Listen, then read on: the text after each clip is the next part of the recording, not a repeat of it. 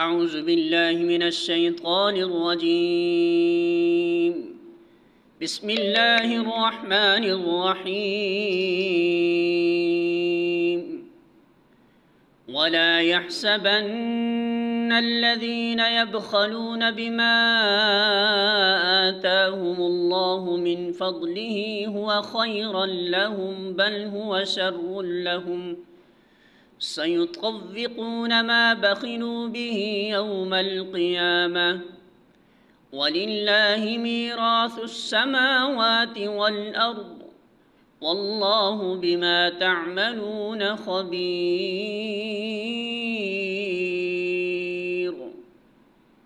سورہ آل عمران آیت نمبر 180۔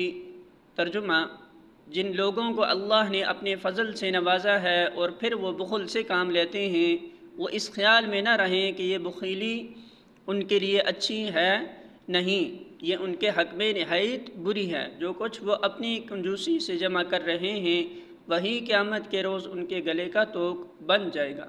زمین اور آسمان کی میراث اللہ ہی کے لیے ہے، اور تم جو کچھ کرتے ہو اللہ اس سے باخبر ہے۔ سورہ آل عمران حاشیہ نمبر 127۔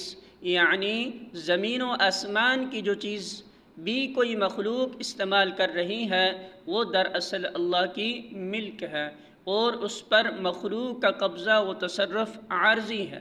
ہر ایک کو اپنے مقبوضات سے بہرحال دخل ہونا ہے، اور آخر کار سب کچھ اللہ ہی کے پاس رہ جانے والا ہے۔